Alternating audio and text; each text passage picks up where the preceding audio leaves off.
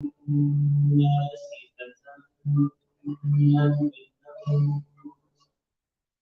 فتمنوا الموت إن صادقين ولن يتمنوا أبدا بما قدمت أيديهم والله عليم بالظالمين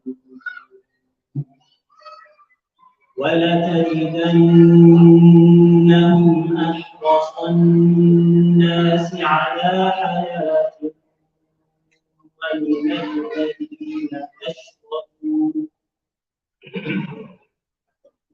الذين أشركوا يود أحدهم لو يعمر ألف سنة وما هو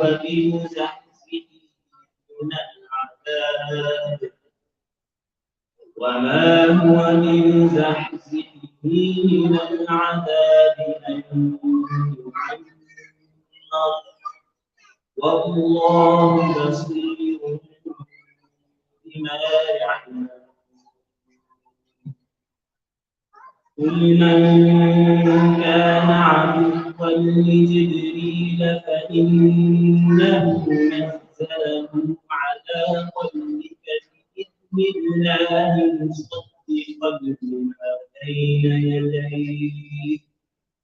مصدقا لما بين يديه وهدى وبشرى من كان عدوا لله وملائكته ورسله وجبريل وميكال فإن الله عدو للكافرين ولقد أنزلنا إليك آيات بينات وما يكفر بها إلا الفاسقون أوكلما عاهدوا عهدا نبذه فريق منهم بل أكثرهم لا يؤمنون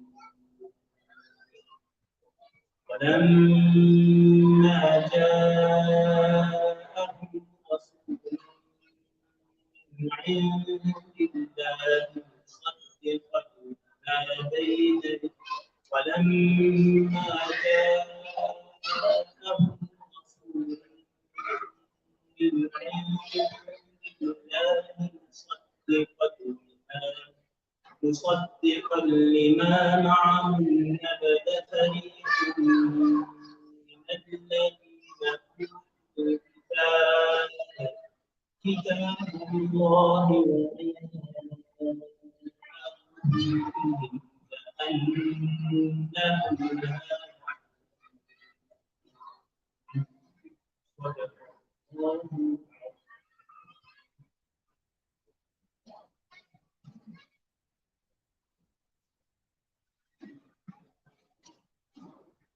لا يعلمون.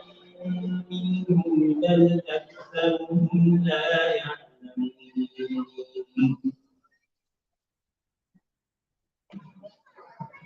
وذكروا من الذين أوتوا الكتاب كتاب الله وراء ظهورهم كأنهم لا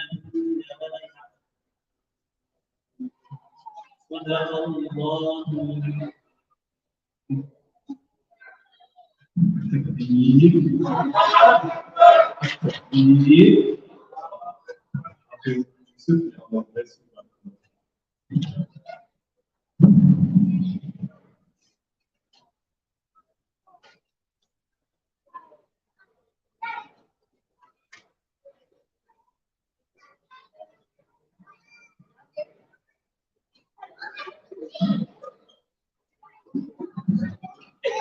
Alhamdulillah, Alhamdulillah, Rabbil Alameen, salatu wassalamu ala Jazakallah khair for everyone for coming out today, and I'd like to request the sisters that are still sitting in the back, if you'd like to come forward and sit on these chairs, they are set up for you, so that you can also have equal opportunity to learn and equal benefit as much as anyone else is out.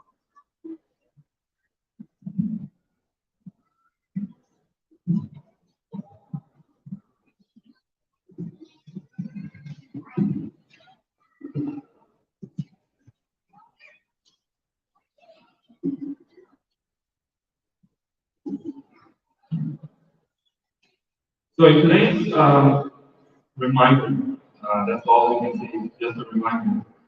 The idea that we want to explore is the idea of a modern masjid. Okay. Now, yesterday I prayed in a masjid where I used to go many years ago when I lived in New York City, as just to go and pray there. And this masjid had basically no activities going on. Small little house converted into a masjid. And I got together with some young brothers. And we said, you know what, let's start to have a youth club. And we started to get together, we started to read some ahadith about improving our salah. And the management of the masjid, they started to see the halaqah growing, and they started to feel a threat. So they literally sat me down, and they said that the people who found this masjid, they only want the 5 times salah and the Jummah here and nothing else. So please stop your halaqah. And it's been 12 years or so since, probably a little bit more, that masjid is exactly in that same position, in the sense that all you have is a few people stop by, they pray their salah, and they go. And they don't really want anything else. And unfortunately, there are many masajid which are intended to be just like that. Now, that's okay for it to be a neighborhood masjid. That's okay for it to be a small neighborhood masjid where the people who live nearby, they can go and they can pray there. But the need of the Muslim community is for something more than just this type of masjid. You need a masjid that can fulfill the demands of the Muslim community and address the problems that the community faces today in the 21st century. Even the 21st century, the word 21st century kind of feels old now, right? Because now we're in the 23rd year of the 21st century. And what the problems that we faced about 15 years ago are not the problems that we face today. About 15 years ago, 18 years ago, 20 years ago, you remember how it used to be when you go through the airport, right? As a Muslim, you go through the airport, TSA security, and you get pulled on the side for random. You get randomly selected every time just for having a beard. So, alhamdulillah, now when you go through so many airports, you see not only that they don't target Muslims anymore, you will actually see that maybe the security guard themselves are a hijabi sister, a Muslim brother. So, the issues that we were facing after 9/11, we're not facing those issues now. Now, new issues have come up. New issues have come up. And our goal today is to address the problem or to define what type of masjid we need in the 21st century by doing 2 things. We're going to look at the problems that we face today, and we're going to look at the functions of the masjid of the Prophet ﷺ. Okay, so the masjid of the Prophet and everything that was being done there, and the problems that the Muslims are facing today, what we're going to do at the end is we're going to throw them both in a blender. We're going to blend them. And based on the prophetic principles, we're going to build the masjid of the 21st century, which will address the problems of today. So this primarily is directed towards the leadership. So I'd like to request the leadership to pay attention, but at the same time, many of the community members may not be in the actual leadership today, but they will be in the leadership tomorrow, or a few years from now, or a few decades from now. So it's important for all of us to pay attention. And remember that leadership, the importance of leadership is that that's what makes the difference. And that's why Imam Ahmad rahmatullah used to say that there is only one dua that Allah will answer. I will keep that dua for the leader of the Muslims, the Imam of the Muslims, because if he is rectified, everyone will be rectified. Now, in today's day and age, in our masajid, we don't necessarily people that together they form the leadership decide what's going to happen and what's not going to happen. So we ask Allah subhanahu wa ta'ala to rectify our leadership in our community levels and in our country levels, in our ummah level. And the idea that I'm going to tell you is that I'm going to talk about some ideas that may look like they are too far into the future. But the reality is that what we used to imagine to be the future not too long ago has now become the present, right? Let me give you an example. How many of you ever imagined, maybe going back 25, 30 years, imagine that there will be a day when there will be a phone in which you can see the picture or the video of the person who you're talking to, right? I remember imagining that I heard that one day there's going to be a phone like that. And now that is the old technology, right? And you have so much more stuff. Okay, who is the parent of this child? Any brother or sister? I'm going to kindly request them to please come and stay with the child, inshallah. MashaAllah, this kid is a leader. He likes to be in the front, but he's messing up with the wiring right now, and we can't afford that. So, inshallah, if any brother or sister can come and get him, inshallah. So,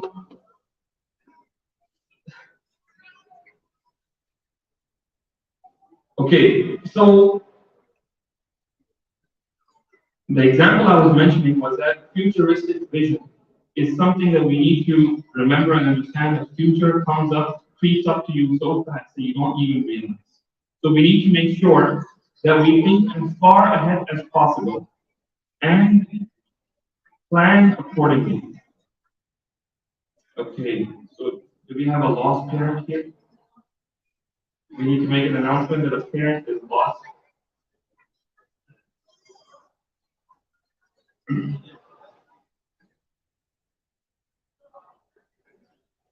So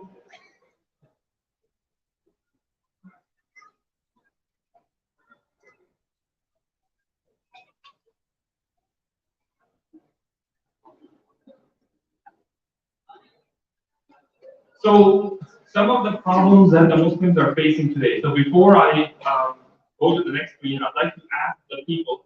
Let's take about 5 hands where people would like to share what are some of the problems that the Muslim community is facing today. Any sisters? I think knowing the appropriate way to deal with mental health. Okay, so she says knowing the right way to deal with mental health issues. Okay, that's very, very, very good. Yes. Any other sisters? Any brothers? We don't have any problems except for one. Alhamdulillah. Yes, brother. Go ahead. Drugs. Okay. What else? Yes, brother. Yes.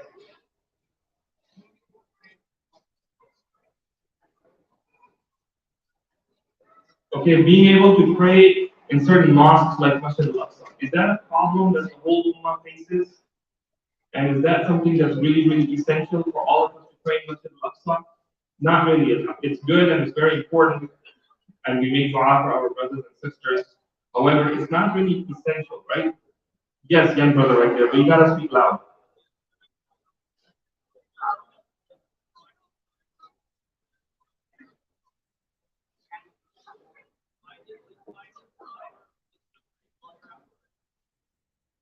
Okay, finding time for a place to pray while you're at work or school.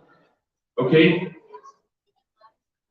Finding a way to keep our connected to the messages despite peer pressure that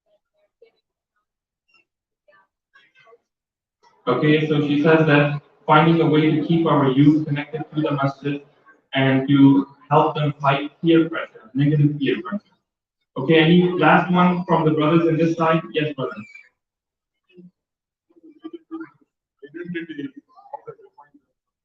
Okay, identity crisis in the Muslim community. Um,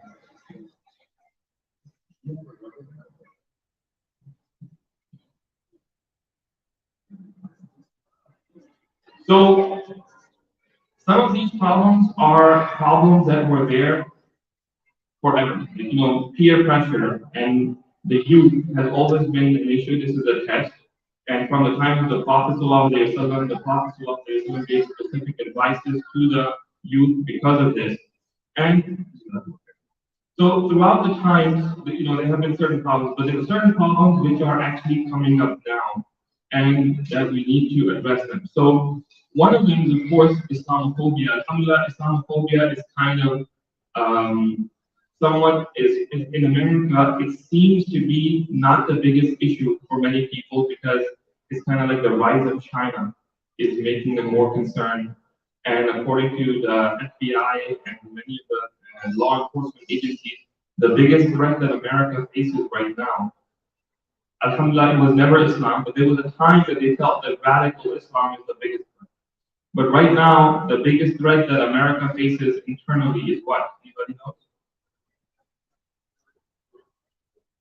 Anyone? Mass shootings, okay? Yeah, internally, they say that the rise of white nationalism. Okay, white nationalism. Where are all the guns? You know, basically, a certain group of Americans, they feel like there will come a time when their guns will be taken away, so they are buying more and more guns. And as you know, that many of these mass shootings that are happening, that are also being done by people like that, right? So may Allah subhanahu wa ta'ala protect everyone. You also have the issue of LGBT, right? And what's happening with regards to this is the standard definition of the union between a man and a woman is now getting too old and too boring for the West. And they have basically portrayed the female body so much that now it's not so exciting. That idea of a man and a woman getting together, getting married, having a family, that's not really hip anymore.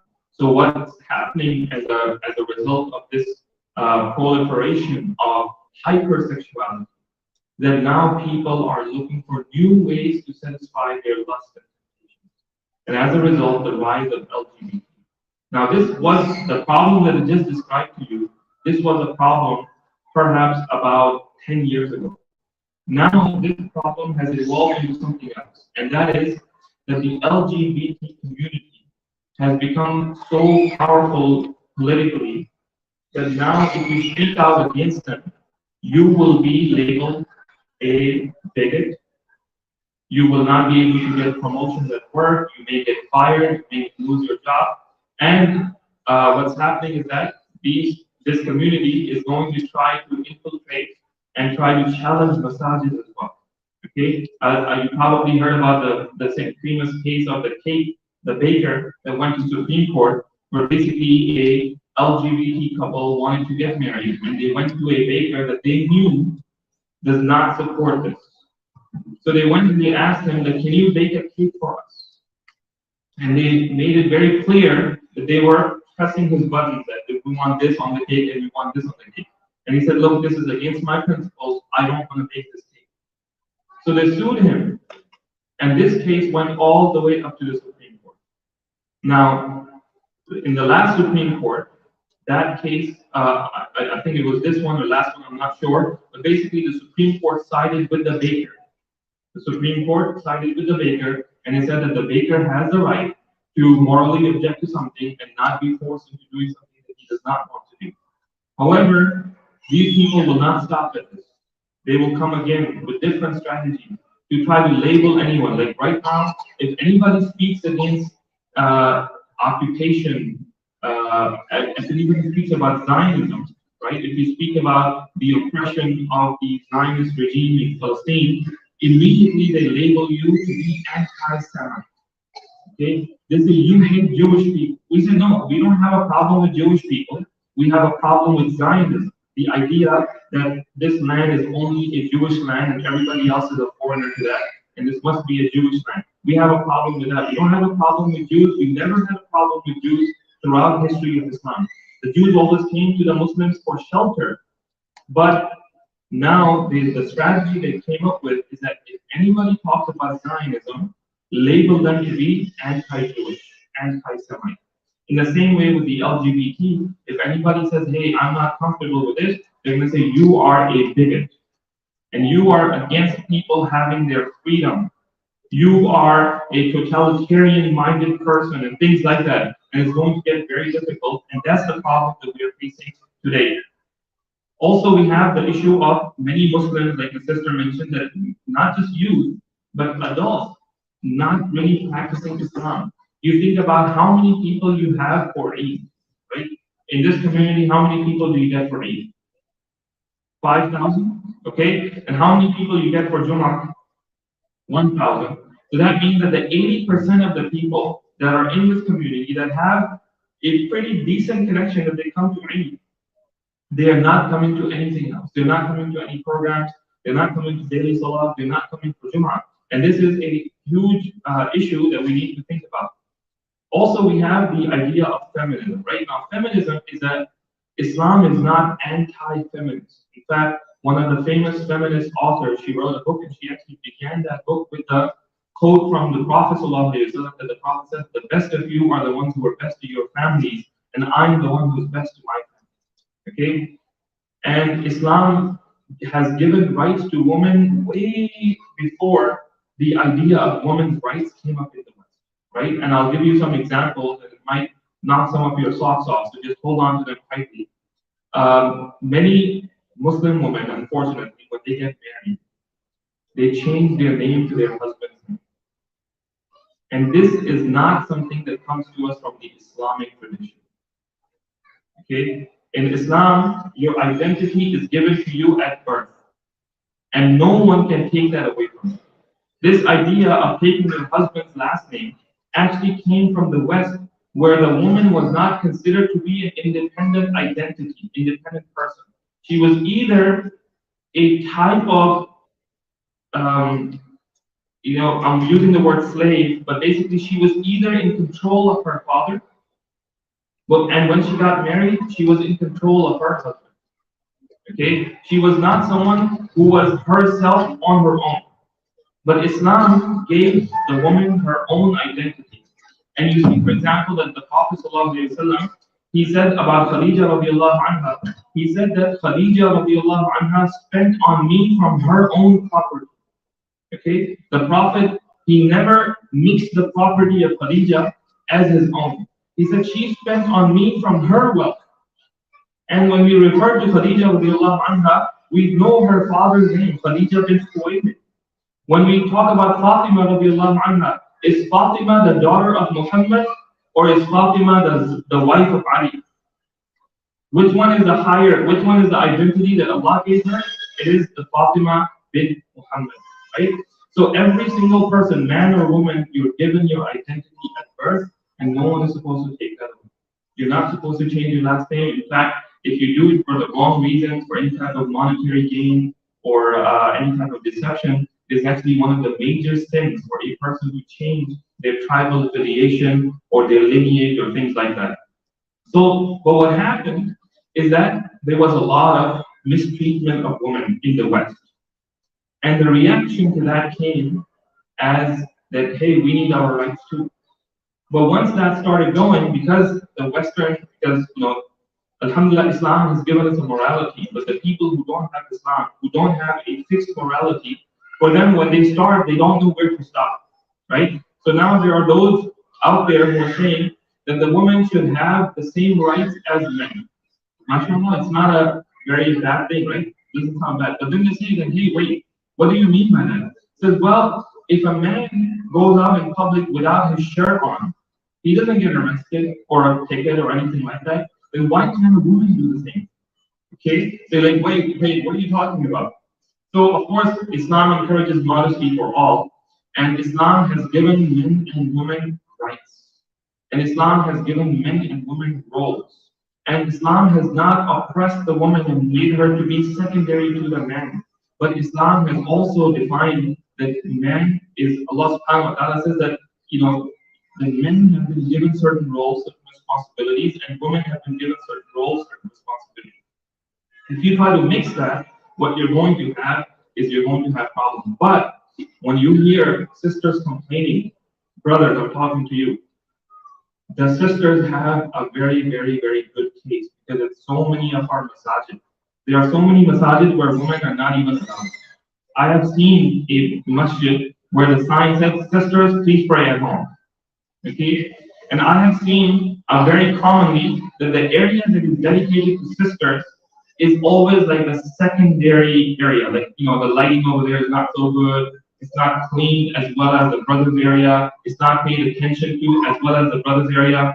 I've seen masajid where the woman's entrance is in the back. And the entrance where the women enter from is also the same place where all the dumpsters are kept. So at nighttime when you're coming in, there's like rats coming in and out of the dumpsters, and it's dark and dingy. And the brothers have the nice, comfortable, well-lit entrance because, of course, the brothers are the ones who are the weak ones here, right? So when women complain, and also I request the sisters to come up and sit up front so that you can have access as well. Because, if brothers, if you want to one day switch and go and sit all the way in the back and see how much attention you can take, right? Islam tells us that men are supposed to pray in the front and women are supposed to pray in the back. But other than that, there is no prohibition on men and women sitting in a safe, dignified, professional manner. If they are sitting at the same level, you have a little bit of a division, you're not mixing together, there's no prohibition on this. You see some of the stories from the Prophet ﷺ that a woman stands up in the back of the masjid and she says, Ya Rasulullah, take me as your wife. For today's society, that is a very, very advanced type of offer in public. And the Prophet ﷺ, he became shy and he just put his head down. And another companion stood up and he said, Ya Rasulullah, if you are not in need of marriage, I am. Opportunistic brother. And the Prophet ﷺ said, do you have anything to give her in marriage? And the hadith of the Prophet ﷺ eventually married him and her based on he didn't have anything to give her. The Prophet said, the surahs that you have to teach those surahs to her, and there you go. And the Prophet did marry them, right? There is an issue, which is what we talked about earlier, which is that a lot of our young sisters don't get the same opportunities that our young brothers and elder brothers get. We also have issues with regards to the rise of, what we call scientific theories, which are kind of confusing the minds of the young people, right? They come up and they say, hey, we don't have any scientific proof of God. And they say that evolution describes and details how humanity came about. And where are you coming from where it says that, hey, there is Allah just created Adam and put him down on earth? And it really confuses the minds of our young people. And if we continue to address these type of notions, these type of ideas in old school methods, which is the old school method is what? That don't ask this type of questions. Right? But that our youngsters, they don't want to hear that answer. They want to know. They want to say, hey, tell me, what do you know? And I tell you, I'll just share with you one thing because it's something that comes up very commonly. Is there scientific proof of the creation of Allah, of the existence of a God and Allah subhanahu wa ta'ala? Is there? Well, it depends how you define science, right? Now, this idea of atheism, it says that we cannot establish that there is a God. And we say to them that can you establish that there is no God? And the answer is no. But the idea is presented in such a manner that this can be the only explanation. But we say, yes, we don't have all the answers. Allah tells us in the Quran, you don't have all the answers. You know what? When He says that, He says, الَّذِينَ يُؤْمِنُونَ بِالْغَيْبِ, that the believers are those who believe in the unseen. Unseen is those things which we will never be able to scientifically measure. But at the same time, Allah subhanahu wa ta'ala says that we have given you signs all around you. Just look up, just look down, you will see the signs. And I'll tell you one of the signs, just one. Allah subhanahu wa ta'ala says, إِنَّ فِي اخْتِلَافِ اللَّيْلِ وَالنَّهَارِ لَآيَاتٍ لِأُولِي الْأَلْبَابِ. in the changing of the day and night is a sign for the men or the people of understanding. Can anybody explain to me how the changing of the day and night is a sign of Allah subhanahu wa ta'ala? Okay, everybody is over here. Can anybody give us? Yes.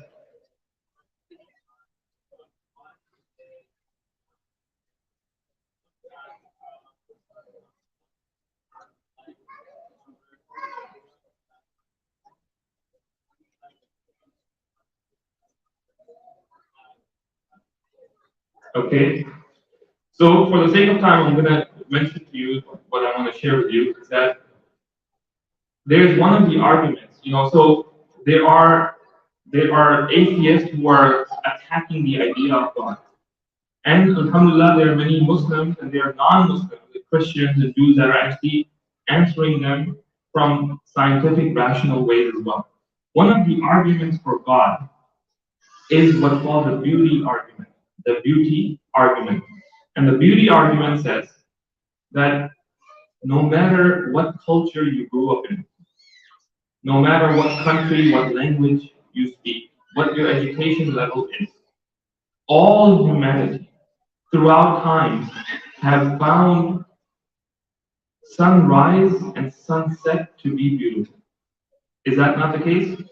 Raise your hand if you don't find sunrise and sunset to be beautiful. So he hasn't seen enough sunsets yet. That's why. Inshallah, he'll see many more. So what happens is that scientifically, if you are saying that we just came from evolution, right? Where did the idea of finding the same thing to be beautiful come from? Right? It should be that people who grew up in Australia, coming from some other species or whatever they say, they should have different ideas of beauty. And people who are growing up, who are developing in a different part of the world, they should have other ideas of beauty. But the fact that all humanity throughout time, they have the same idea of beauty. When you see beautiful mountains, you find it to be mesmerizing. And there's no scientific explanation as to where that came from. Allah subhanahu wa ta'ala says there's a sign in it for you because this is something that we have placed in you from fitrah. Allah says we are placing it in you, you will see it. That there is no scientific explanation for this, and there are many more. Now, of course, we have the issues of extremism in the Muslim community, and when I'm saying extremism, alhamdulillah, we never had the problem of extreme terrorism type of stuff. Okay? It was made to look like that. However, we found a few years ago, we had a meeting of imams, a conference, and in that time, we actually invited the FBI to come and speak about their assessment of, what happened. And they said that almost vast majority of the cases where we found a Muslim to be involved in any type of radical extremist terrorist type of plot, they said that we always found certain socio-economic conditions to be present, right? Many times they were coming from broken families. They had a deep identity crisis going on inside of them. Okay? They were people who may have been criminals at one point and they were looking for redemption. And somebody gave them the idea that, hey, if you go and you do such and such, you will be a martyr. And they had these type of ideas, which they said, these are the same exact pointers that we are finding among all sorts of gangs, white nationalists, the people who go and do things or who want to do things, they're always coming from broken families. They have certain socio-economic pointers that make them want to do that type of stuff. And it does not matter if you're a Muslim or a Christian or a Tamil Tiger or Hindu or Buddhist, it doesn't matter. If you have those issues, then it basically opens you up to these type of matters. Also, we have the issue of secularism, right? Do you know what secularism is?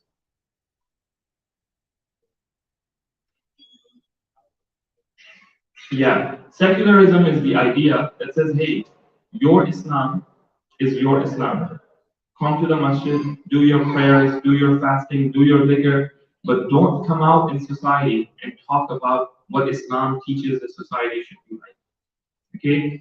And this idea, number one, it came from the trauma that the world suffered from the Catholic Church. Right? The Catholic Church, when they were in power, in Europe, they did a lot of corruption.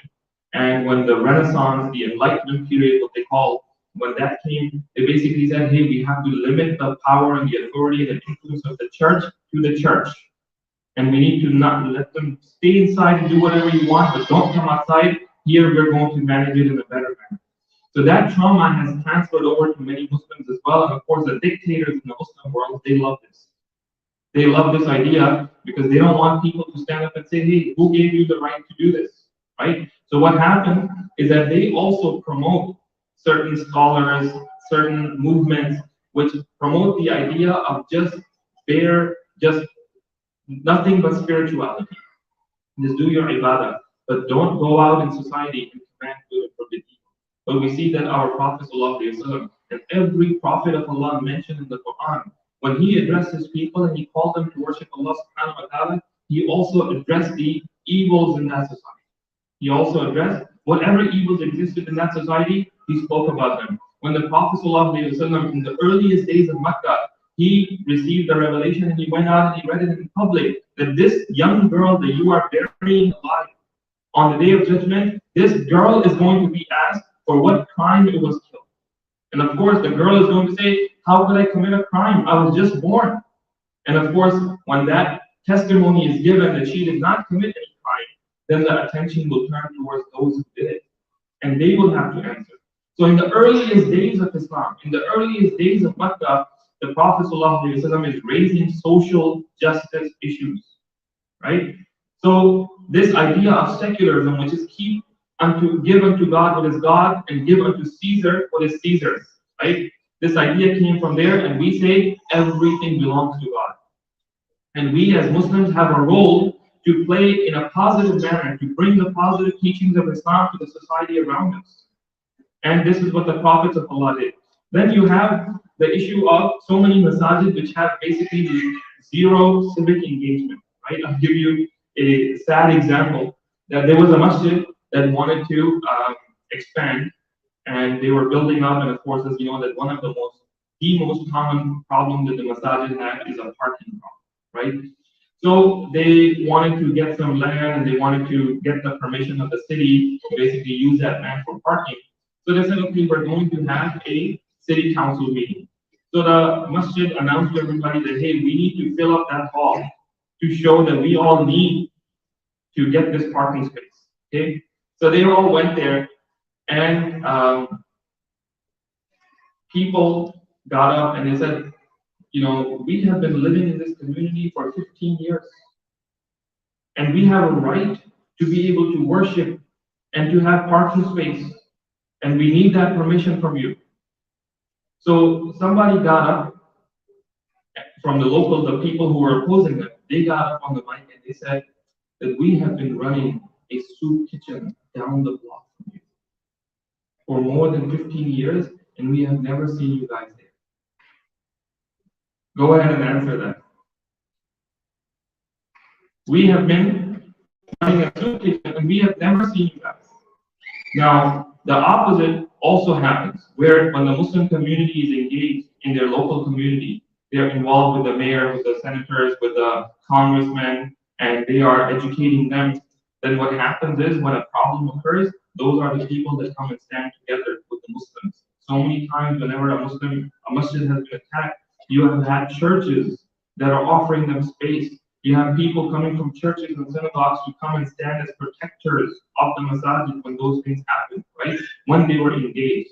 But so many masajid, they basically have their head in the sand, and they're like, we don't have anything to do with what's happening outside. And of course, that is not the right approach. Our Prophet ﷺ, as he mentioned, that even when he was a young man, he participated in the Hilf al-Fudul, the treaty which basically got all the Muslims to agree that we will not allow any weak people to be oppressed. And the Prophet commented on it when he received the revelation after the Nubuwwah. He said, if I was invited to it today, I would still go to it. Meaning that we have a role to play in social justice. When we see economic injustice, we need to go and we need to stand up and speak and do the right thing. We also have media engagement is very low in many communities. A lot of people don't even know and don't understand how media works. I remember one time some type of terror plot was foiled and Fox News showed up at this masjid. You know which masjid? The masjid I was saying that they only want 5 daily prayers in Jummah. So the Fox News showed up outside, and people are like, hey, there's media, there's guys with camera over there. What do we say to them, right? So I told them that, look, this is Fox News, and Fox News is known to be a very, very biased channel against Islam and Muslims. If you speak to them, they are going to basically cut out anything substantial that you say, and they're only going to make their side, and they will say that, look, we spoke to both sides. So since we know that they do that anyways, maybe it's better for us to not give them the opportunity to say that we gave both sides a chance to talk, right? And there are cases where on Fox News, a certain Muslim commentator has been invited, and they never let him talk. As soon as he opens his mouth, they interrupt him, right? So you have to be aware of, okay, which media outlets, how to deal with them. You have to have somebody who is a specialist in that matter, who understands that. There's a masjid, a good example, Anniston, Alabama. They invited the local newspaper's editorial board. They invited them for dinner at the masjid or lunch or whatever. Fed them a nice food, had some good discussion, just got introductions on this, on that, basic stuff. After some time, got to, invited them again for some other event or something groundbreaking. Just invited them just to get to know them. That started a relationship between them. And now, whenever something happens in the news about Islam and Muslims, the editor picks up the phone and calls the Imam and says, Imam, can you please write an article and we're going to publish that on the front page of the newspaper, right? Just by investing a little bit, by inviting them over for dinner, just getting to know them, showing them the masjid, that has a huge impact. There's a masjid, in Frisco, Dallas, where they were building, and the city said that you don't have enough parking spaces. For the amount of masjid space you have, you need a lot more parking. So they didn't have any more land. So what they did is that right next to them was Home Depot. So they contacted Home Depot's leadership, took them out for lunch for a few times, and then they said, hey, we wanted to ask you if you would mind if we open a ramp between the masjid parking lot and the Home Depot parking lot. And they said, well, how is that going to affect our business? They said, well, we are usually busy at nighttime, and you guys are busy during the daytime. So we would never clash. They said, because they had a relationship, they said, okay, no problem. So now, if the masjid has like 200 parking spots, and Home Depot has like 1,000 parking spots, and by them opening up that ramp, the city considers this masjid to have how many parking spots? 1,200 parking spots, right? And then problem solved by just doing a little bit of engagement with the community around. But for so many masajid across America, they're not doing these type of things, and when they get in trouble, that's when they run to the local and they say, hey, we need help, we are a house of worship, and this and that. Think about that when churches offer masajid to come and pray over there. What would you say if a masjid offered a church to come and pray? Heads would roll, right? The Prophet ﷺ, he received a Christian delegation. And the Prophet ﷺ discussed Christianity and Islam with them. And at the time of Salah, the Prophet ﷺ said that it is now the time for prayer. I'm going to go and do my prayer. And you guys can go and you can do your prayer. Christians, believing Isa alayhi salam is the son of God, the Prophet ﷺ allowed them to pray in Masjid al-Nabawi in this time in front, right? But in today's day and age, of course, most people will say, Astaghfirullah, this leadership has become murtad. They have allowed Christians to come and worship in the masjid. Na'udhu billah, what would you say about the Prophet ﷺ? Also, we have a lot of issues with regards to other communities, right? So within Muslims, you have the Sunnis and the other masajid, right? What's the role of interaction between other masajid? Alhamdulillah, me and Brother Nazmul are from Austin, Texas, and we have a very, very good united community that we have about 8 or 9 masajid, and regularly the leadership gets together. We pray Eid as one community, sometimes 2 because of distance. And alhamdulillah, we have about 8 or 9 imams, and every month, like clockwork, we get together, just have chai, maybe have some food together, get to know, discuss new issues, and alhamdulillah, we have a very good interaction. And you have also non-Sunni groups, right? If somebody wants to make things difficult for Muslims, they're not going to differentiate between who's Sunni and who's not Sunni, right? So we need to have some sort of relationship with even those people that we disagree with in certain issues. But we still need to have, who can I call? Who is the point of contact over there? And who is the point of contact here for them if they ever need something? We need to have that. Then you also have other groups that claim to be Muslims, but we don't consider them Muslim. For example, anyone who believes in a messenger after the Muhammad sallallahu alaihi wasallam, we don't consider them to be Muslim, but they market themselves as Muslims, right? And their propaganda, their marketing is way better than ours. So does the Muslim community have any type of idea as to how to deal with that? They are very, very well trained to come and spread doubts in the Muslim community with regards to beliefs in order to get the people to turn over to their side. How do you deal with them? Of course, there is some level of protection, so to speak, that you need to make sure that they are not, misguiding our youth. At the same time, they are also calling themselves Muslim. So to the outsider, there's no difference between us and them. So while we don't have to be doing like prayers together or programs together, perhaps, but we still need to have some sort of relationship that in case there's a, if there's a Muslim ban, then are they going to make exceptions for some Muslims and not others? Probably not, right? And then you have the non-Muslims, other Christians, the Jews, and other issues. You also have the issue of the breakdown of the Muslim community, the family unit. You have a lot of Muslim youngsters, Muslim kids marrying outside the religion. Okay, now I'm not talking about just boys, I'm talking about girls. And I tell you, one of the reasons for this is that, you know what? Do you have any matrimonial services here at the masjid? Alhamdulillah. This is a very, very essential program that we need to do because you know what? You have Abdullah, who is a Muslim brother. He needs to get married. Whenever he comes to the masjid, Aisha and Khadija and Layla, they are so far back. They come from different entrances. They leave from different entrances. They never get to talk to each other, and they never see each other. They never get to know each other. At the same time, Abdullah at work has Stacy and Jennifer and Tanya, and they're like, "Hey, Abdullah, how are you doing today?" And they are very friendly with each other. And when it comes time to get married, what's on Abdullah's mind? I don't know these girls, but I know these girls. They're very nice.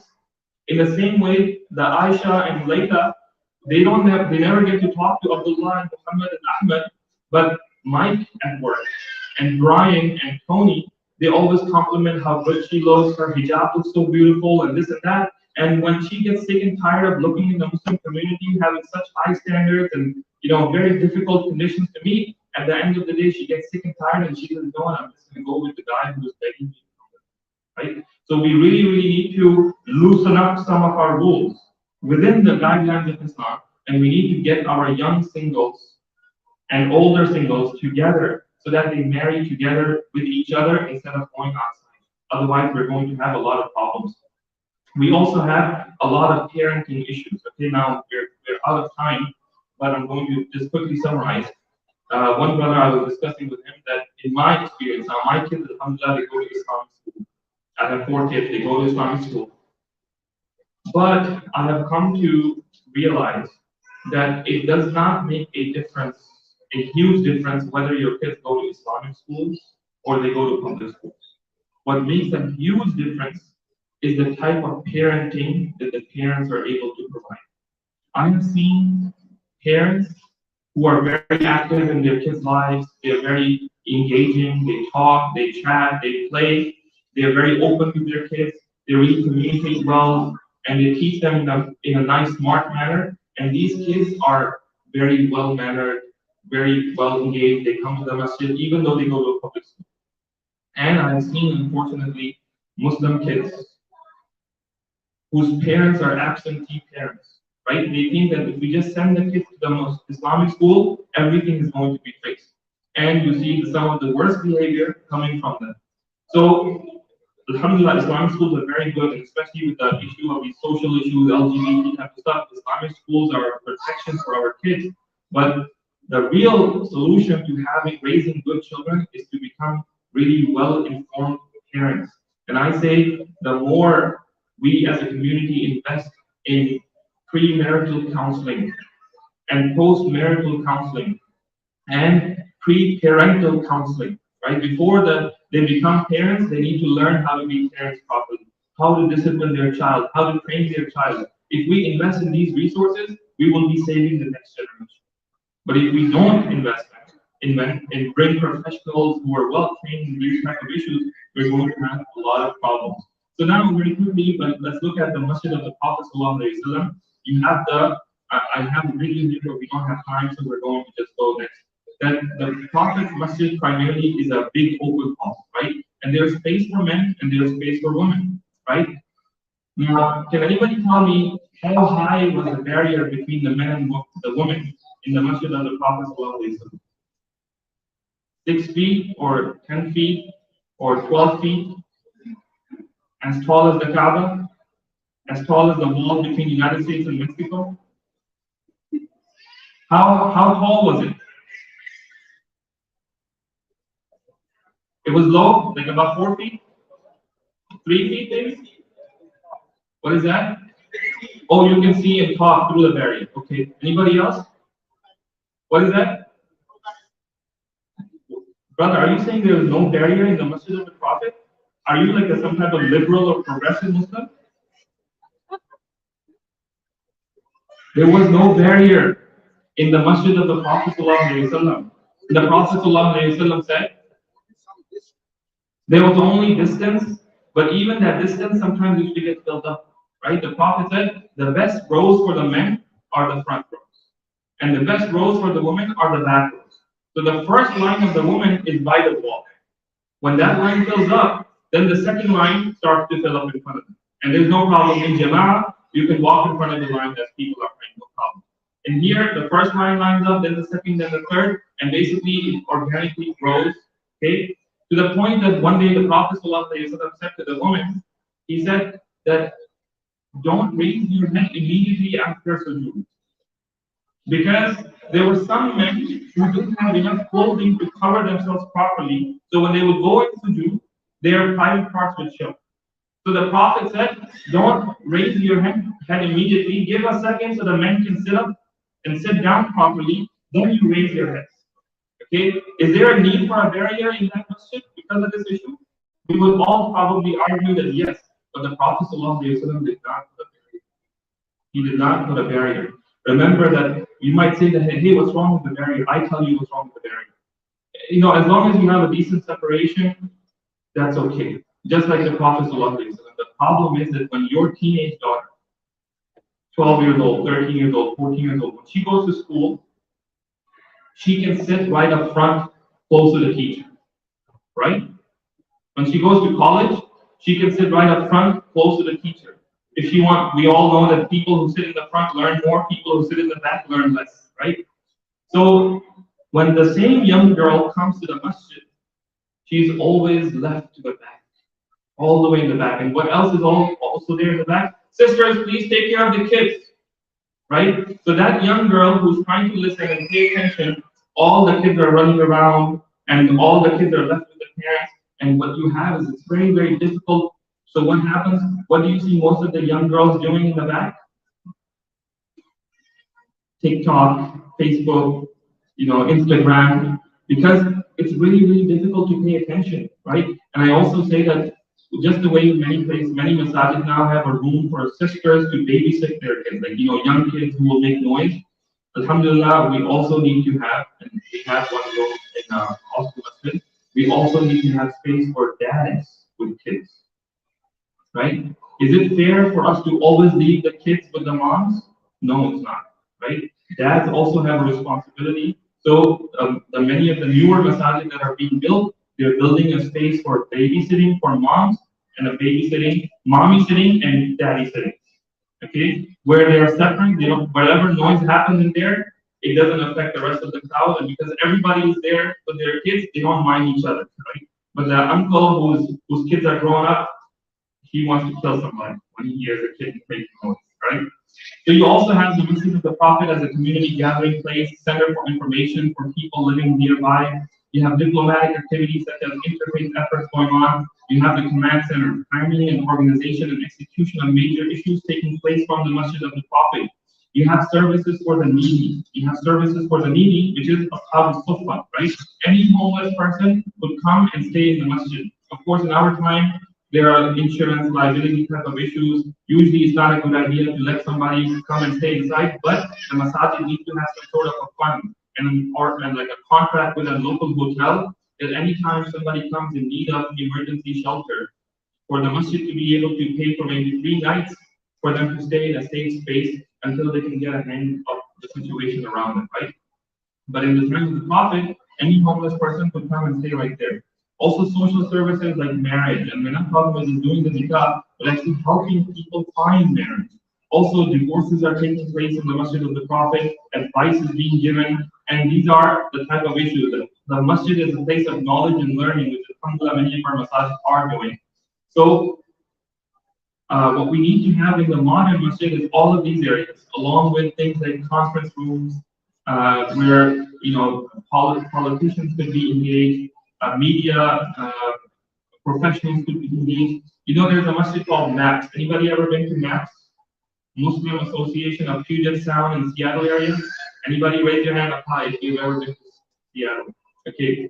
So in this masjid, do you have the mayor come here for Eid prayer or something? You have the mayor, right? In MAPS, the governor of the state comes. They are so well engaged with the government that the governor of the state comes to every Eid prayer and speaks to the community, right? So that's the next level engagement.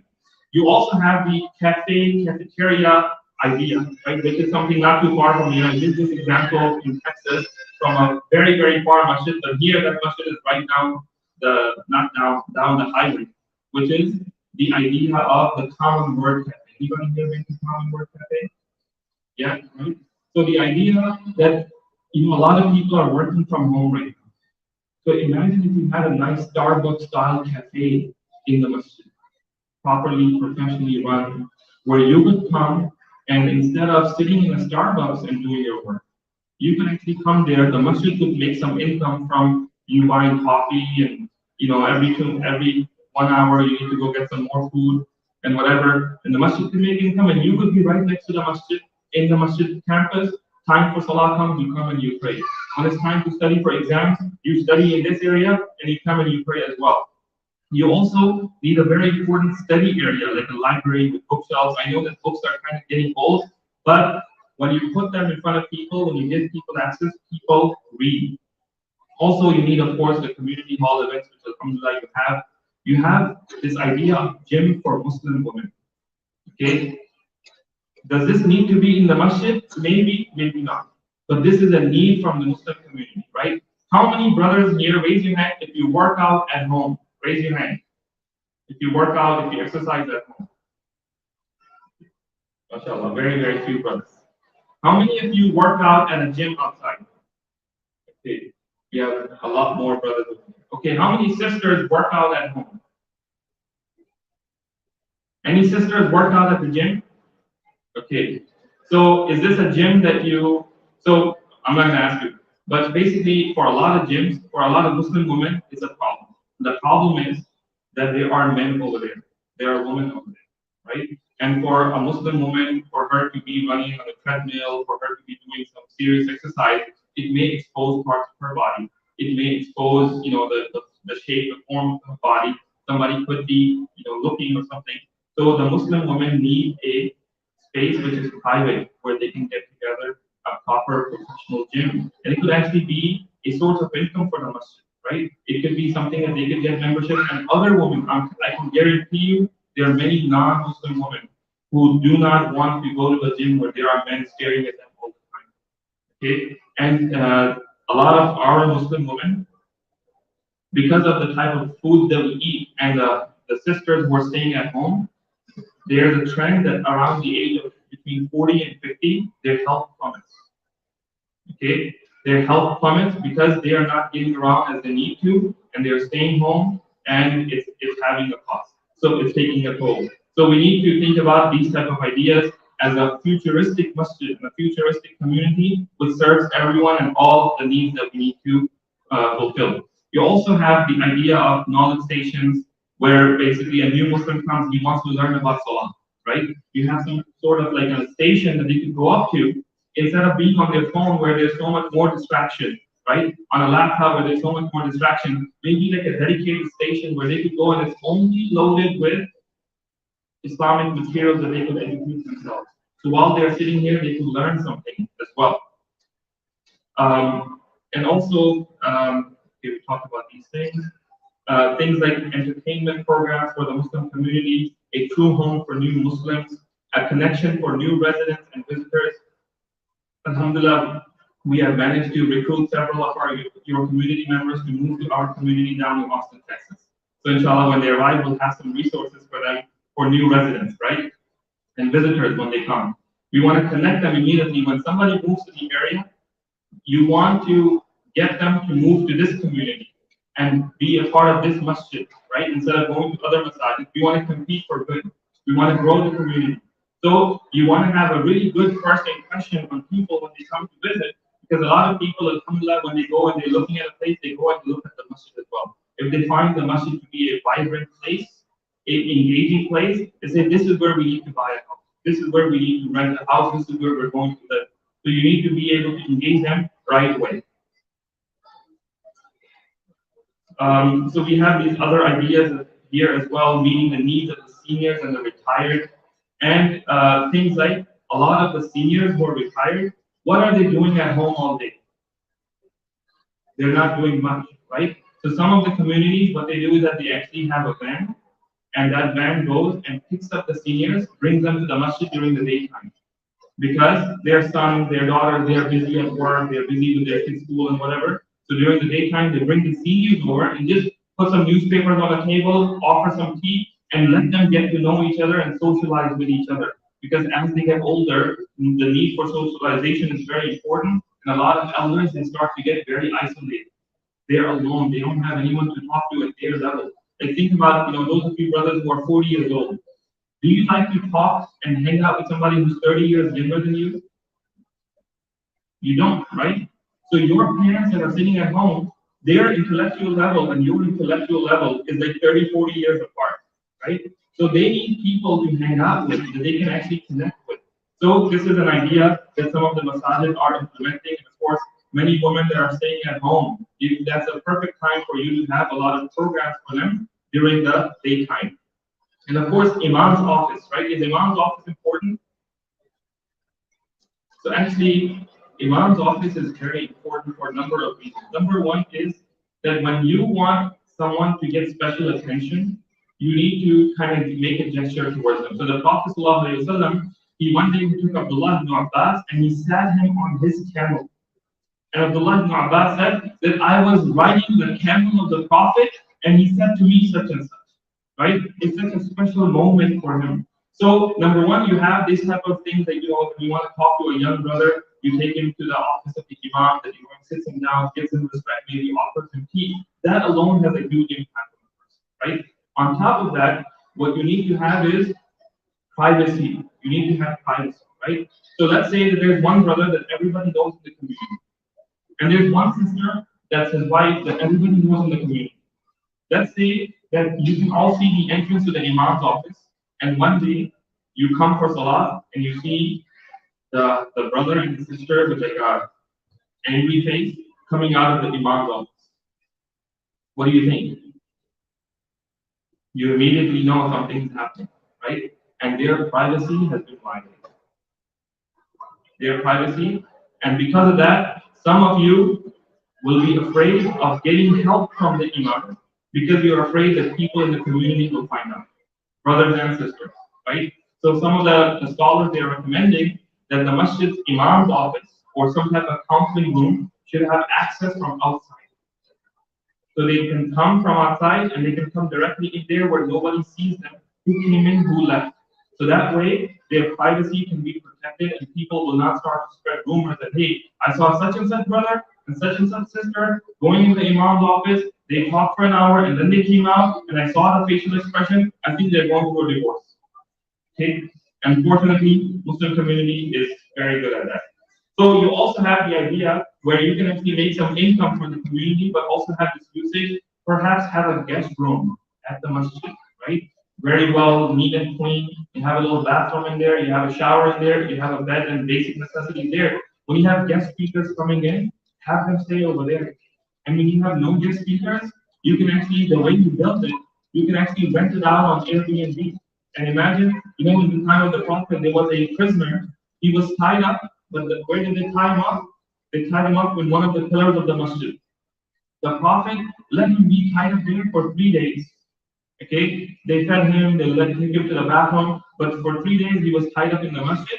After 3 days, the Prophet said, release him. Release him. And they released him, he went out, he made ghusl, he changed his clothes, he came back, he took the Shabbat. For 3 days, what did he observe? He observed the Salah. He heard the Quran, right? In the same way, imagine like some stranger looking up a room to stay for one night. He says, hey, this is a cheap room, let me go stay there. And he comes and he stays at the masjid. And he says, wait, what is this place?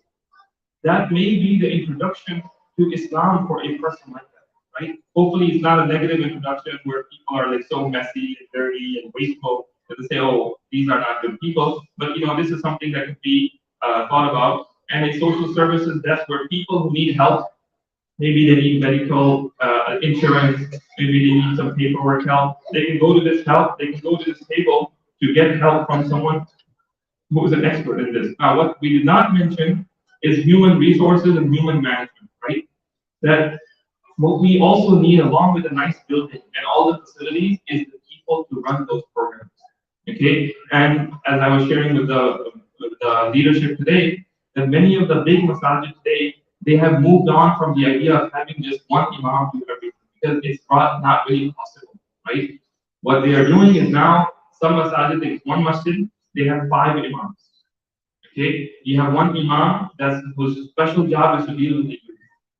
You have one imam whose special job is to deal with the non-Muslims, the politicians, the outreach and everything.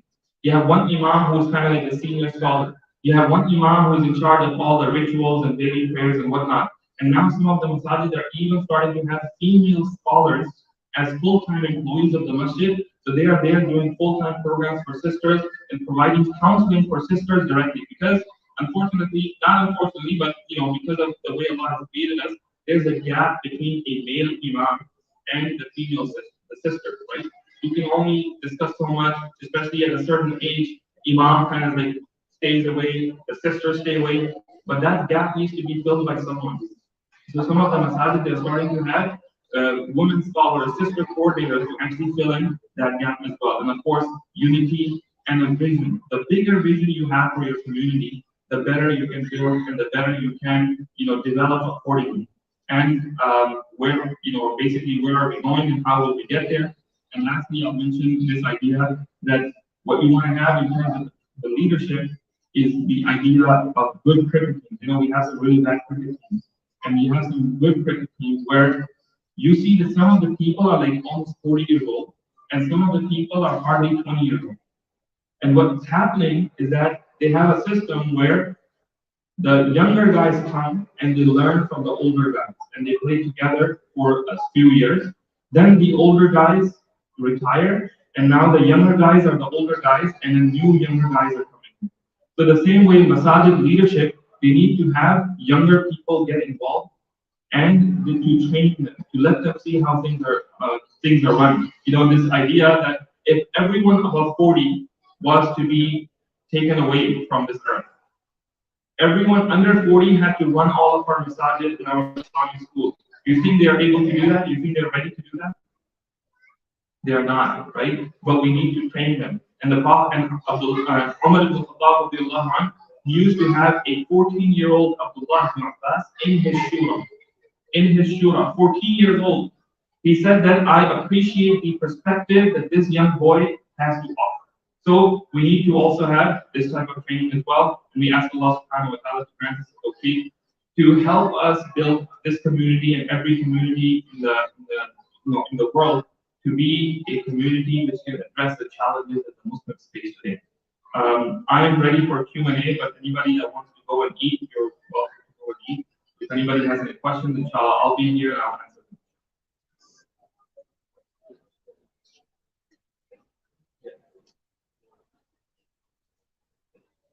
Okay, we have an important announcement. They're about to give me a free card. Assalamu alaikum. So there is plenty of food for all of us to have dinner. Please don't leave without eating. So we're going to be quick and we'll have food. But I have a couple of quick announcements. So on Saturday, next Saturday, a week from tomorrow, March 4th, we have a big event in this masjid. It's the annual New England Quran competition. It's a big event. We've had over 200 participants registered so far, and it's still coming in every day. And so please make your plan to be here on that Saturday. We're going to have lots of food that you can buy. We're selling them, but we're also going to have a lot of other Islamic stuff. There will be vendors everywhere. So please make plans to come here next Saturday with your family. Witness our kids. A lot of, about 30% of the kids that are registered are actually from our masjid. So these kids have been working very hard to compete in, the book of Allah. So please make plans to come. Also tonight we have the youth girls. They have big sale. They are down in the cafeteria now. So please don't leave without going there and buying a cookie, whatever you can buy. They're using the money to support their programs as well as also send some to the equipped victims in Syria and Turkey. So please help them out. And then finally, if people could stick around and help us clean after dinner, that would be helpful. So inshallah, if anybody is able to join us for Fajr tomorrow, I will share some important reminder, especially with regards to the youth, from one of the famous visionaries in the recent past of the Ummah. His idea of a bird that has certain qualities that he wanted the Muslim youth to adopt in order to succeed as an Ummah. Inshallah, I'll share that after Fajr if any of you can make it, if the weather conditions allow, of course. But anybody has any questions? I really like the crowd when they don't ask me too many questions, especially not hard ones. Yes, go ahead, brother. I have one question. So basically, they are intertwined and connected. One is the what is religion balance. Say that again, please. What Work versus what versus the religion balance. And the second thing is, yes, you mentioned people come for the street, but not come for regular prayer. the regular prayers or the mind prayers, because we cannot take leave every day because of the diverse community here. Access to the masjid is a little bit an issue. Sometimes we cannot drive half an hour for every prayer. So why not if we can envision an idea of having small prayer groups in each township, and as we are broadcasting the prayers here, we will have a running broadcasting over there. Even there is no imam, I run into the I know the times I can pray with the single masjid imam is already praying. So even some program is going, we can go and do this. So that would make us connected, but definitely on Fridays we can come to the bigger vision. That's a great idea that the local community members of that area can get together and they can start praying together. And usually they start getting together in somebody's living room, 4, 5, 10 people that they get on the place and they start praying over there. Eventually that becomes a masjid. So there's no problem with that. But this is not an excuse for a Muslim to not come to the masjid, because a Muslim is supposed to be well connected to the masjid, and the Muslim brothers, men, are supposed to pray in the masjid. So, okay, maybe it's understandable you can't pray 5 times a day, but at least once a day, twice a day, Fajr and Isha, that is something that's inexcusable, and that's something that opens the community up to the plots of Shaitan. That Shaitan takes the lone sheep, right? Now, the first question I didn't understand, maybe you can talk to me privately. Anybody have any other questions or comments or suggestions? Yes, brother. Any sisters, by the way? Okay. I have one question.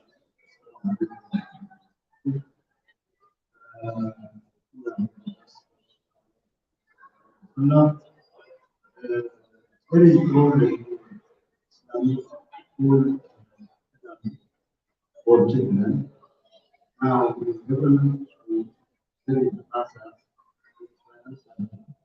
but Islamic school, uh, every year they ask us for. I have kids in Islamic school when I have question every year. When we report that uh, report, they ask us and they charge everyone fee. The last question of money, they take children to government school. That is the problem. We didn't give the solution for the administration, like no, another agenda is good program, but there is financial problem, Islamic academic project. Brother, I would say that if somebody is not able to afford an Islamic school, one of the things I know that about this school and many of the schools is that they do not reject anyone because of financial difficulty. However, I would say that Allah subhanahu wa ta'ala and His Prophet sallallahu alaihi wasallam have given us the concept of hijrah, which is to move from one place to a different place in order to be able to practice your deen properly and free. If you are living in an area where you feel you cannot possibly afford a good education for your kids, this might be something for a person to consider moving to a different place where they can. There are other states where homeschooling is a lot more supported, it's a lot easier, and you know what? The parents need to make it a priority that the most important thing that they have, the most important investment, is to raise their children properly. And if they have to sacrifice a little bit to live a simpler life until the kids are educated, then that is a worthwhile sacrifice. But every family will have their own situation, and every family will have their own solution.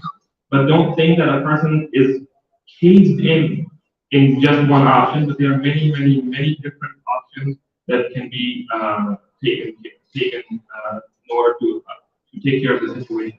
Allah Akbar. Do we have any sisters? No? Don't complain that we did not give you a voice or a chance to talk. Yes, go ahead. No. Assalamu alaikum, brother. It's not a question, more of an idea that I heard, and I found it to be fascinating. It's the idea of having a human library, which is basically individuals who are looking for some advice. They would, for example, go to the library. The library would provide them with an experienced individual to talk to them about these issues. And with our community, where we have a lot of diverse and very well and experienced people, um, I don't know what's your thoughts on that. It's a great idea. By all means, we're going to sign you up as the first book that people can check out. I think it's also tied up with the idea, which I find fascinating, the idea of the seniors. I'm sure a lot of them are with a wealth of experience that they would like to share that experience. Yes. Okay. I don't want to stand between you and your food. But inshallah, if anybody wants to talk to me, you can come and talk to me, inshallah. As we go down, let's head over and let's not be wasteful in our food, inshallah.